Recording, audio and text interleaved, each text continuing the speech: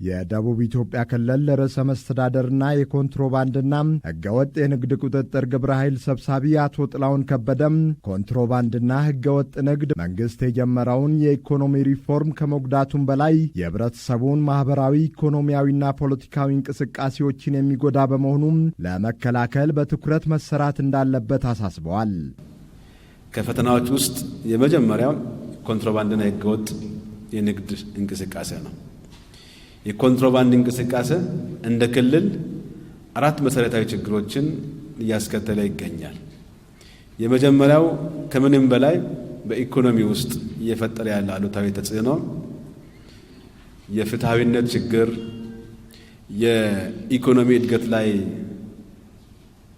አሉታዊ ተጽዕኖ በህግ መንገድ የሚከተሉ ወይም ደግሞ ህጋዊ መንገድ ተከትለው የሚሄዱትን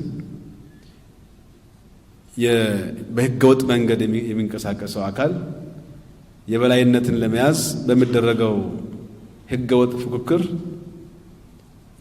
ጤናማ ያልሆነ የኢኮኖሚ እንቅስቃሴ በመፈጠሩ መንግስት ማግኘት ያለበት ገቢ እየተገኘ አይደለም። ስለዚህ ገቢ ላይ የሚፈጥረው ተጽዕኖ የጀመርናቸው ልማቶችን ለማስቀጠል በጥራት በፍጥነትና ተደራሽ በሆነ መንገድ ፕሮጀክቶችን ለመምራት የሚያስችል የውስጥ ገቢ ማግኘት አለመቻል ትልቁ ፈተና ነው። መንግስት ከፍተኛ ድጎማ በማድረግ ወደ ሀገር ውስጥ የሚያስገባውን ነዳጅ በህገወጥ መንገድ በማሰራጨት ኢፍትሐዊነት እንዲሰፍን የሚያደርግ በመሆኑም ባለድርሻ አካላት ህጋዊ ስርዓቱን ለማስፈን በቅንጅት መስራት እንዳለባቸው ርዕሰ መስተዳደሩ መክረዋል።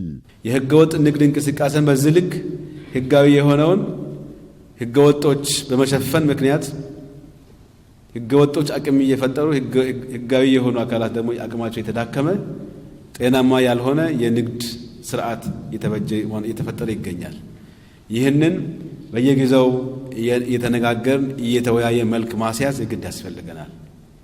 የተከበራችሁ ዛሬ ይዘው የተገኛችሁ ውድ የዞን አስተዳዳሪዎችና የከተማ ከንቲባዎች ከምንም በላይ በየመዋቅሮቻችን በመንግስት ድጎማ መጥቶ እየተሰራጨ ያለ ነዳጅ ጋር ተያይዞ ያለን ችግር በተለይ የአቅርቦት ችግር እንደተጠበቀ ሆኖ የስርጭትና አስተዳደር ጋር ተያይዞ ያለው ችግር አሁን ዜጎችን ወደ ማማረር ከመንግስት ጋር የማጣላት አላስፈላጊ ዋጋ እንዲከፈል የማድረግ እቅድ ታቅዶ የሚሰራበትን በጋራ በእውቀት ልናርም ልናስተካክል ይገባናል። የደቡብ ኢትዮጵያ ክልል ንግድና ኢንዱስትሪ ልማት ቢሮ ኃላፊ ወይዘሮ ሰናይት ሰለሞን ባለፉት 6 ወራት በሁሉም የሴክተሩ የትኩረት ዘርፎች ላይ ውጤት መመዝገቡን ጠቁሞም የሀገርን ኢኮኖሚ የሚጎዳው ኮንትሮባንድና ህገወጥ ንግድን በመከላከል ህጋዊ የንግድ ስርዓትን ለማስፈን እየተሰራ መሆኑን አስረድተዋል።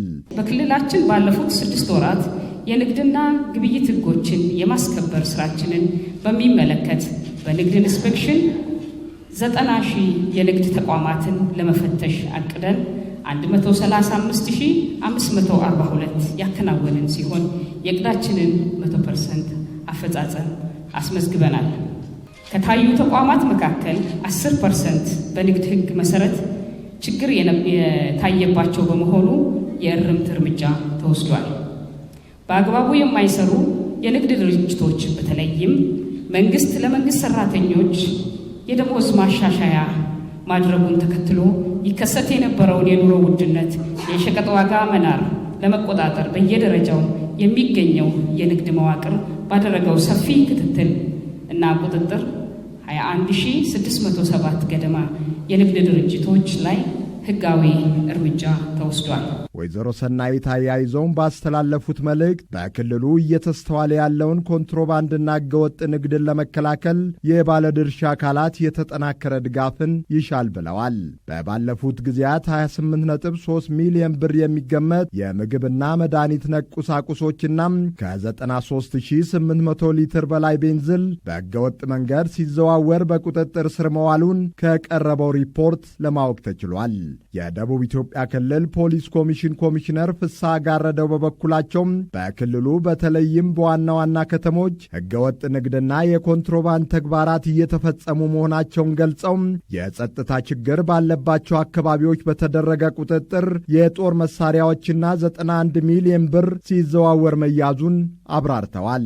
ኮሚሽነር ፍስሐ አክለውም ቅንጅታዊ አሰራርን በማጠናከር ሕገወጥነትን ለመከላከል በትኩረት ይሰራል ብለዋል። ከጦር መሳሪያ ጋር በተያዘ መንገድ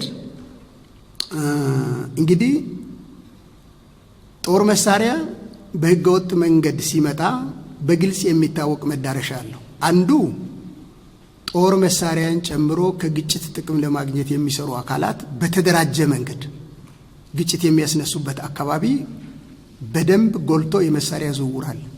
ከአማራ ክልል ተነስቶ የእኛን ትልልቅ ከተሞች ሁሉ እያቋረጠ ወደ ግጭት አካባቢ የሚመጣ የጦር መሳሪያ የማዘዋወር ፍላጎት በደንብ እየታየ ነው። ለዚህም በዚህ አካባቢ ጋርዱላ፣ ኮንሶ፣ አሁን ደግሞ ዘይሴ አካባቢን በትክክል ለዚህ ቦታ ተብሎ ተጭኖ ሲመጣ የተያዘ የጦር መሳሪያም ተተኳሽም አለ። እንግዲህ አሁን በዚህ 6 ወር ውስጥ ወደ 4479 የሚሆኑ የተለያየ አይነት ለግጭት ቦታ ሊውሉ የነበሩ ጥይቶች፣ 47 የተለያዩ መሳሪያዎች፣ ወደ 50 የሚሆኑ ሽጉጦችን ይዘናል። ተግባሩ ካልተገታም ለሁሉም ነገር መሰረት የሆነውን ሰላም የሚያናጋ በመሆኑም የቁጥጥር ግብረ ኃይሉና የጸጥታ አካላት በቅንጅት መስራት ይጠበቅባቸዋል ብለዋል። በመድረኩ የደቡብ ኢትዮጵያ ክልል ርዕሰ መስተዳደር አቶ ጥላሁን ከበደን ጨምሮም የጸጥታ ኃላፊዎች፣ ከንቲባዎችና ሌሎች ባለድርሻ አካላት እየተሳተፉ ይገኛል።